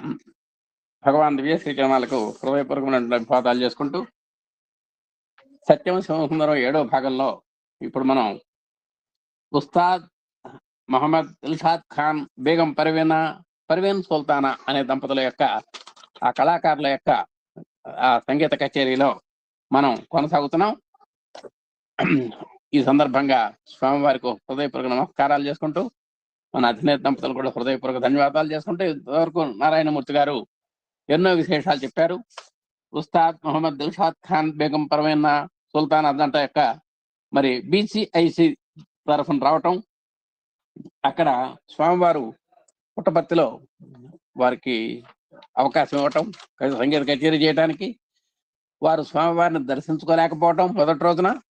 ఆ రోజు రాత్రి స్వామివారు ప్రత్యక్షంగా ఆయన యొక్క బెడ్ పక్కనే ప్రత్యక్షం అవటం, ఆ విశేషాలు పర్వీన్ సుల్తానా గారికి చెబితే ఆమె కూడా తమాషాగా తీసుకుంది. తమాషాగా ఉందా ఇదంతా, మీరు భ్రాంతి అని చెప్పింది అనమాట ఆమె. అలాంటి పరిస్థితిలో మరుసటి రోజు వీళ్ళు కచేరీకి వచ్చారు.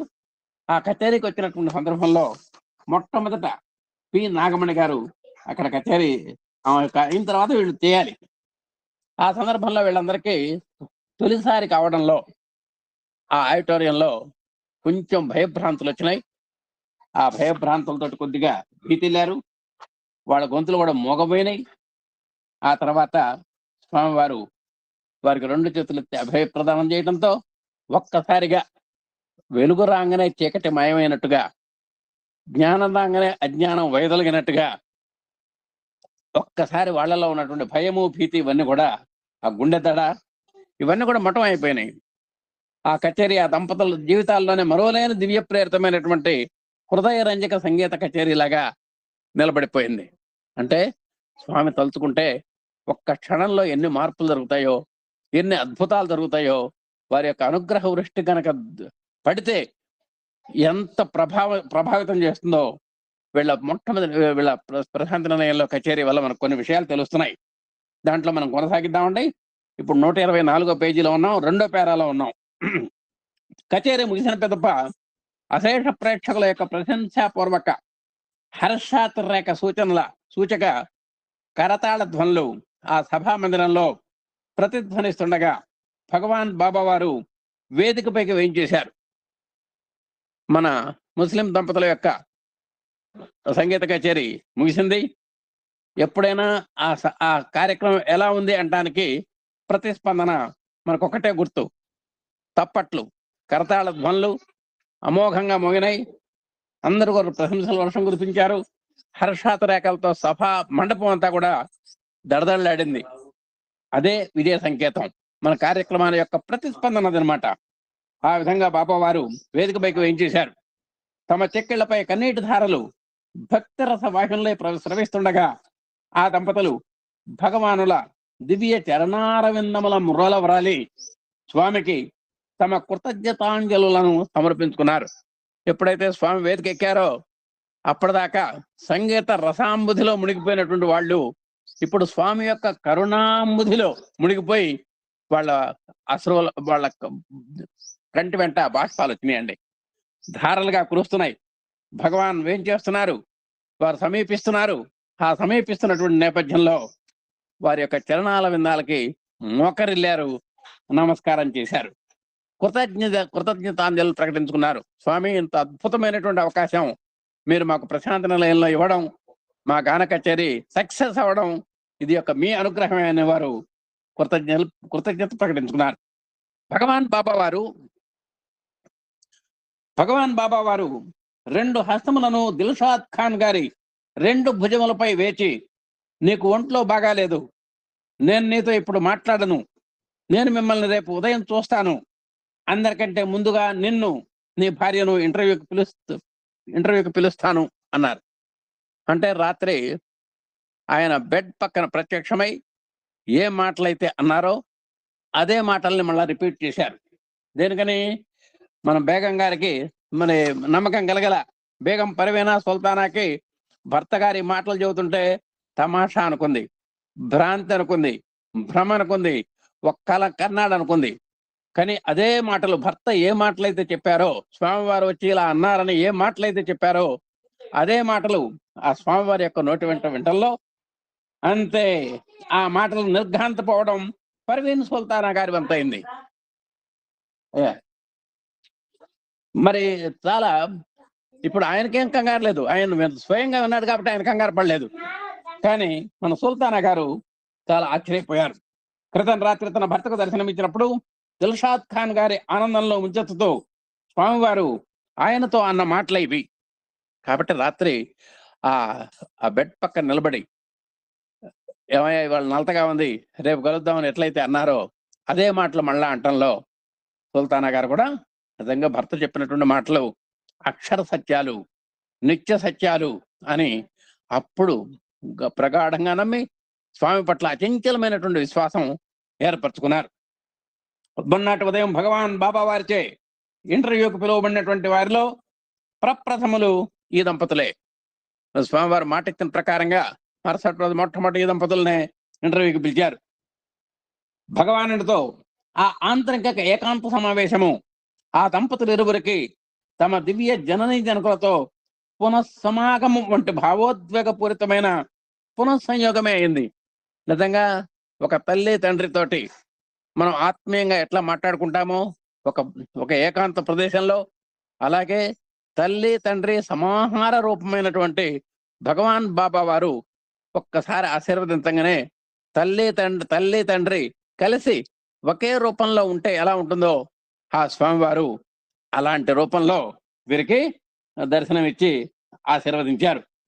స్వామితో ఇంటర్వ్యూ గదిలో ఉన్నంతసేపు వారిరువురు ఆనందంతో ఉద్విగ్న భరితలై ఉండగా వారి కనుల నుండి కారుతున్నటువంటి ఆనంద బాష్పములు వరదలే అయినవి. నిజంగా ఒకటే ఏం నోట మాట్లేదు. అప్పుడప్పుడు అంటుంటాం నో వర్డ్స్ అంటుంటాం, అప్పుడప్పుడు మనం తమాషాగా. నిజంగా నో వర్డ్స్ అంటే ఎక్కడైతే ఆ కనుల నిండా బాష్పాలు వస్తున్నాయో ఇక నోరు మూకపోయిందనమాట. కన్నీరే సమాధానం చెబుతోంది. ఆ కన్నీరులో నుంచి పన్నీరు కారుతోంది. ఆ పన్నీరే ఆనందాన్ని ప్రకటిస్తోంది. మీరు నాకు అత్యంత ప్రియమైన వారు, స్వామివారు చెబుతున్నారండి. స్వామివారు ఆ దంపతులతో చక్కగా అంటున్నారు, మీరు నాకు అత్యంత ప్రియమైనటువంటి వారు. మీరు చాలా మంది మహమ్మదీయులు, ముస్లింలు క్రమం తప్పకుండా అనునిత్యము 5 సార్లు నమాజ్ అంటే ప్రార్థనలు చేస్తారు. మీలో ఉన్నటువంటి డిసిప్లిన్ నాకు నచ్చిందయ్యా. మీరు 5 సార్లు నమాజ్ చేస్తారు. మేము 3 పూట్ల దేవాలయానికి వెళ్ళటానికే మాకు కష్టంగా ఉంది. మీరు చక్కగా 5 సార్లు ప్రార్థన చేస్తారు. పునీత మహమ్మద్ ప్రవక్త ప్రబోధాలను ఆచరించడానికి కృషి చేస్తున్నారు. మీ భగవానుడు ఎవరైతే ఉన్నారో ఆ మహాత్మ ప్రవక్త ఏ సూత్రాలు అయితే చెప్పారో ఆ సూత్రాలను మీరు అక్షరాలు అమలుపరుస్తున్నారు. మీరు ఆత్మానందభరితమైన మీ సంగీత గానం ద్వారా ఆ అల్లాను ఆరాధిస్తున్నారు. ఈ విధంగా మీ భగవానుడు అయినటువంటి అల్లాకి ఆయన ఆనందం కోసం మీరు సంగీత కళని ఆయన పాదాల దగ్గర సమర్పిస్తున్నటువంటి నేపథ్యం బాగుంది అని అన్నారు స్వామి. స్వామి, మా సంగీత సాధనను అభివృద్ధి చేసుకోవడానికి మేము ఏమి చేయాలి అని దిల్షాద్ ఖాన్ స్వామివారిని అడగగా ఓ ప్రశ్న వేశారు. స్వామి బాగుందంటున్నారు, ఇంకా మేము మా యొక్క గాన కళని ఇంకా ఇతోధికంగా వృద్ధి చేసుకోవాలి అంటే మరి ఏం చేయాలి మేము అని అడిగారండి. అందుకు స్వామి అల్లాహు అక్బర్ అనేటువంటి మంత్ర జపం నిరంతరం చేస్తూ ఉండండి. చూడండి, దేవుడున్నాడు అనేటువంటి మంత్రం ఉంటుంది మనకు బాబా గారు చెప్పినటువంటి ఏ మాత్రము నిరక్షర కుక్షులైనటువంటి వాళ్ళకి, ఏ మాత్రము చదువు సంధ్య లేనటువంటి వారికి, ఏ మాత్రము అక్షర పరిజ్ఞానం లేనటువంటి వాళ్ళకి పక్కా మరి మా గ్రామీణ ప్రాంతం వాళ్ళకి కూడా ఒక మంత్రం చెప్పారు స్వామి. అది 5 అక్షరాల మంత్రం. మనం ఓం నమ శివాయ అంటే వాళ్ళందరికీ నోరు తిరగదని దేవుడు ఉన్నాడు అని స్వచ్ఛమైనటువంటి తెలుగులో చిన్న మంత్రం ఒకటి చెప్పారు. అలాగే అలాంటి మంత్రంతో పోలినటువంటి అల్లాహు అక్బర్ అంటే చాలు. మీరు ప్రతిరోజు అంటారు కాబట్టి అల్లాహు అక్బర్ అనేటువంటిదే మీ మంత్రం. దాన్ని నిరంతరం చేస్తూ ఉండండి. అంత మాత్రమే చాలు. అదే మీరు చేయవలసింది. మీరు ముస్లిమ్స్, మీరు ఇస్లాం ధర్మాన్ని అనుసరించాలి. నన్ను కానీ నా చిత్రపటాలను మీ ఇంటి గోడలపై వేలాడదీయకండి. చూడండి ఎంత స్వామి అన్నారు. ప్రతి మతంలో కూడా ఎన్ని మతాలతో యొక్క సమాహారం మన సత్యసాయి సంస్థ మనందరికి తెలుసు. అన్ని మతాలు మనకు సమతుల్యమైనటువంటివి. ఇక్కడ అన్ని మతాల యొక్క చిహ్నాలు మన సర్వమత సమ్మేతంగా మనకు మన ఎమ్మంలో ఉంటాయి. కాబట్టి స్వామి ఒక్కటే అన్నారు చక్కగా, మీరంతా ముస్లిమ్స్ కాబట్టి మీరు అందరూ కట్టుబాటుగా ఉంటారు కాబట్టి మీరు నా యొక్క ఫోటోలు కానీ నా యొక్క రూపాన్ని కానీ మీ గోడల మీద పెట్టుకోవద్దు.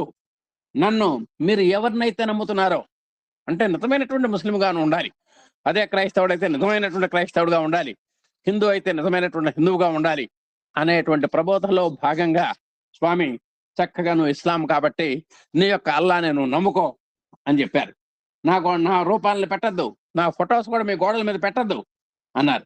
అప్పుడు వారి సంభాషణ సంగీత కళలోని సూక్ష్మ మెళుకువలపైకి సాగింది. ఇక సంగీతం, దాంట్లో ఉన్నటువంటి సూక్ష్మాలు, మెళకువలు ఇవన్నీ కూడా చెప్పారు. దిల్షాద్ ఖాన్ రచించి సంగీతం కూర్చేటువంటి కృతులను, పర్వీన్ సుల్తానా పాడే మీరా భజన్ల గానమును మెచ్చుకుంటూ భగవాన్ ప్రశంసించారు. ఆ ఇద్దరి పాడినటువంటి పాటల మీద కొంచెం విశ్లేషణ చేశారు. బాగుందబ్బాయి, చక్కగా మీరు ఎన్నో కృతులు పాడారు, చాలా సంతోషంగా ఉంది. సుల్తానా గారు కూడా మీరా భజనలు పాడారు, అత్యద్భుతంగా ఉందని స్వామి తమ దివ్య హస్త చాలనముతో శోభాయమానముగా మెరిసిపోతున్నటువంటి ఒక కంఠహారమును సృజించి దానిని భర్త అయిన దిల్షాద్ ఖాన్ గారి చేతికిచ్చి ఆ కంఠహారమును ఆయన భార్య గళసీమలో అలంకరించవలసిందిగా ఆయన ఆదేశించారు. అప్పటికప్పుడే ఒక చక్కటి ఒక కంఠహారాన్ని సృజించడం, మరి అది దిల్షాద్ ఖాన్ గారికి ఇవ్వటం, ఏమయ్యా ఇది నీ కోసం కాదు, ఇది నీ భార్య గారి కోసం, ఆమె యొక్క మెళ్ళను వేయాలి అని అంటాం. ఆయన ఆదేశించడం జరిగిందండి. చక్కగా చూడండి ఎంత అనుగ్రహం. స్వామి దివ్య సాన్నిధ్య ప్రభావంతో ఆ అనిర్వచనీయమైనటువంటి ఆనంద లోకంలో విహరిస్తున్నటువంటి దిల్షాద్ ఖాన్ ఆ నెక్లెస్ ని తన భార్య మెడలో తల క్రిందులుగా ధరింపజేశారు. అసలుకే స్వామి, అసలుకే కంగారు, గడబిడ, కలవరం, ఇన్ని యొక్క గడబిడల యొక్క సమ్మేళనంలో ఆయన కొంచెం రివర్స్ గా వేసేటట్టు తెలుస్తోంది. ఆ హారమును సరిచేయమని అతనితో చెప్పి భగవాన్ బాబా వారు ఒక చేతి గడియారమును సృజించి దిల్షాద్ ఖాన్ గారికి ప్రసాదించారు.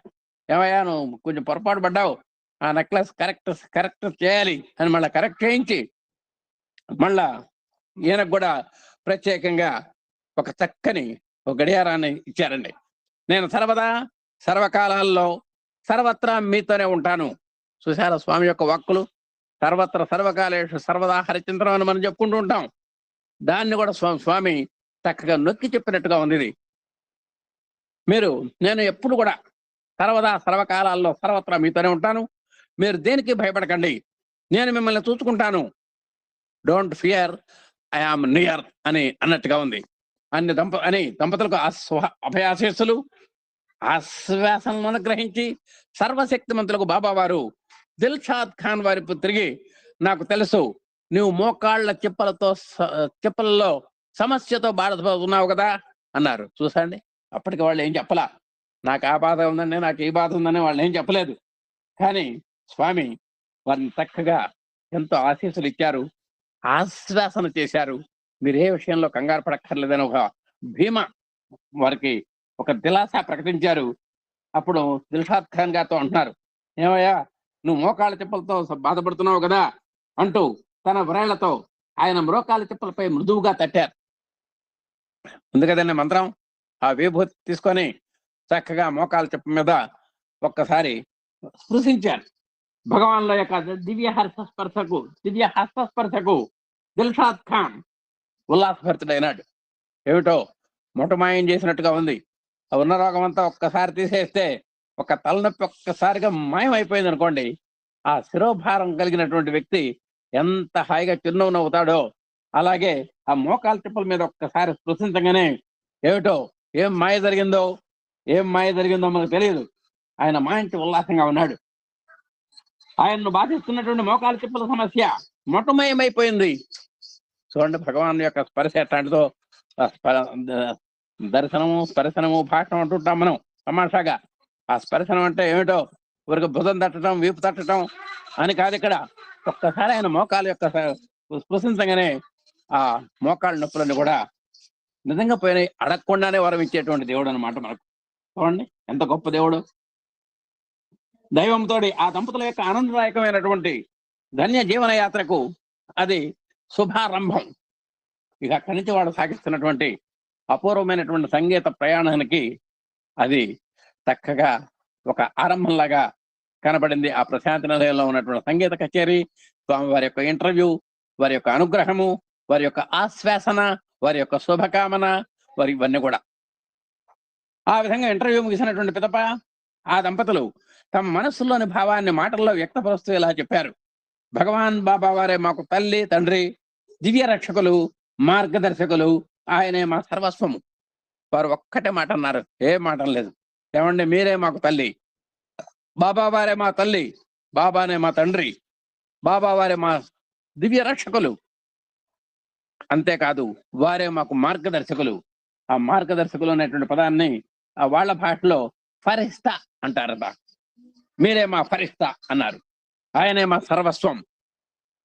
ఇంత బ్రహ్మాండమైనటువంటి ప్రశంసలు వారి నోటికుండా వచ్చినాయి.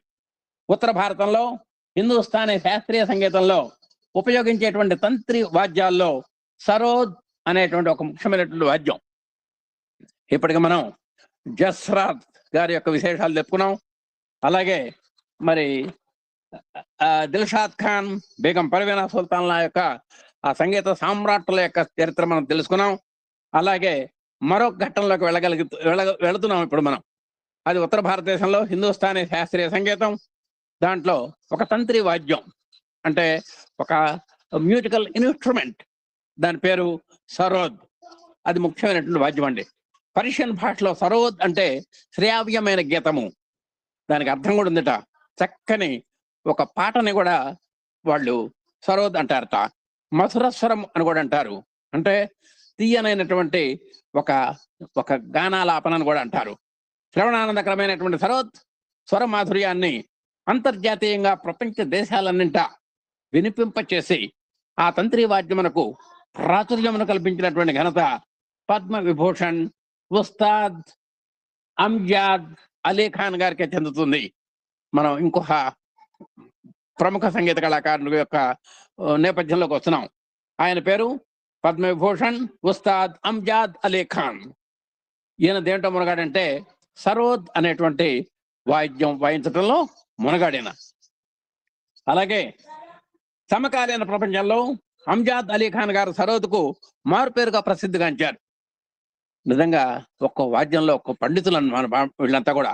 పండిట్ భీమ్సేన్ జోషి, ఈయన మనం పరిచయం చేసుకున్నాం లోగడ. ఆయన కూడా గొప్ప సంగీతవేత్త, మన స్వామి యొక్క అనుగ్రహానికి పాత్రులైనారు. అంతకుముందు 2 ఎపిసోడ్ల ముందు చెప్పాము. అది ఒకానొక సందర్భంలో ప్రశంసాపూర్వకంగా వ్యాఖ్యానిస్తున్నట్లుగా సరోద్ ఉస్తాద్ అంజాద్ అలీ ఖాన్ గారికి దత్తమైనది, ఉస్తాద్ అంజాద్ అలీ ఖాన్ గారు సరోద్కు దత్తమైనారు. ఆ భీమసేన్ జోషి గారు ఒక చిన్న చమత్కారం ఆడారండి. సరోద్ అంటే ఉస్తాద్ అంజాద్ అలీ ఖాన్, ఉస్తాద్ అంజాద్ అలీ ఖాన్ అంటే సరోద్. అంటే ఆ కళ కోసం ఈయన పుట్టినట్టుంది, ఈయన కోసం ఆ సరోద్ అనేటువంటి వాయిద్యం పుట్టినట్టుగా ఉంది అని ఒక చక్కని విశ్లేషణ చేశారు ఆయన. తమ జీవితాలపై భగవాన్ సత్యసాయి బాబా వారి యొక్క దివ్య ప్రభావం గురించి అంజాద్ అలీ ఖాన్ గారు వివరించినటువంటి కొన్ని ఆసక్తికరమైనటువంటి విశేషాలు ఇప్పుడు వారి మాటల్లోనే మనం చూద్దాం. ఇప్పుడు మాట్లాడుతున్నటువంటి మాటలన్నీ కూడా అలీ ఖాన్ గారు, ఉస్తాద్ అంజాద్ అలీ ఖాన్ గారి యొక్క మాటలు ఎలా ఉన్నాయో ఒక్క 4 మాటలు పరిశీలిద్దామండి. 1976 మేలో ఒక సంగీత కచేరీ చేయడానికి బెంగళూరు వెళ్ళినప్పుడు ఆ సమయంలో ఆ నగర పోలీస్ కమిషనర్ గా పదవి బాధ్యతలు నిర్వహిస్తున్నటువంటి నా మిత్రులు రహీం నిజాముద్దీన్ గారు తమ కుటుంబ సభ్యులతో కలిసి బాబా వారి యొక్క దర్శనానికి పుట్టపర్తికి వెళ్తున్నట్టు నాతో చెప్పారు. ఒకసారి మేము అక్కడికి వెళ్ళామండి, బెంగళూరు వెళ్ళాం. అక్కడ మంచి పోలీస్ కమిషనర్ గా ఉన్నారు ఒక ఆయన పేరు రహీం నిజాముద్దీన్. ఆయన సకుటుంబ సమేతంగా పుట్టపర్తికి వెళ్తున్నట్టుగా మాతో చెప్పారు. ఆ ప్రయాణంలో వారితో కలిసి నేను కూడా పుట్టపర్తికి వెళ్ళాను. ఏదో సందర్భం కుదిరింది కాబట్టి రావయ్యా నువ్వు కూడా అంటే ఆయన కూడా బయలుదేరారు. ఎవరు బయలుదేరింది? ఉస్తాద్ అంజాద్ అలీ ఖాన్ గారు. స్వామి దర్శనం కోసం వేచి ఉన్నటువంటి అసంఖ్యాక జనుల భక్తి శ్రద్ధలకు నేను మంత్రముగ్ధుడైనాను. అక్కడ నిజంగా లక్షలాది మంది ఉన్నారు. పిన్ డ్రాప్ సైలెన్స్, ఆధ్యాత్మికత, మంచి సుగంధ పరిమళాలు విరజిల్లుతున్నాయి. ఆ ప్రశాంత నిలయం అంతా కూడా, అంత ఆధ్యాత్మికత అంతా కూడా తొణికిసలాడుతోంది. నేను పుట్టపర్తికి వెళ్ళినటువంటి మొదటిసారే భగవాన్ బాబా వారు నాకు ఇంటర్వ్యూ అనుగ్రహించడం నిజంగా నా సౌభాగ్యమే అంటున్నారు మన అంజాద్ అలీ ఖాన్ గారు. ఈయన బెంగళూరు నగర పోలీస్ కమిషనర్ గారితో పుట్టపర్తి వెళ్ళినట్టు ఇంతకు ముందే మనం చదువుకున్నాం. స్వామివారు వేడి వేడి లడ్డు సృజించి మాకు ప్రసాదిస్తూ అకస్మాత్తుగా నా వైపు తిరిగి అస్లీ ఘీ కాహాయ్, స్వచ్ఛమైన తాజా నేతితో తయారు చేసిన సుమా అన్నారు. అప్పుడు స్వామివారు ఆ ఇంటర్వ్యూలో మాకు లడ్డు సృజించారండి. ఆ లడ్డు అప్పుడప్పుడే చేసి మంచి ఆరబెట్టడానికి రెడీగా ఉన్నటువంటి లడ్డులాగా ఉన్నది. అంటే కాస్త వెచ్చదనంతో ఉన్నది. నా వైపు తిరిగారు, నా చేతిలో లడ్డు పెడుతూ అస్లీ ఘీ కాహాయ్ అన్నారండి.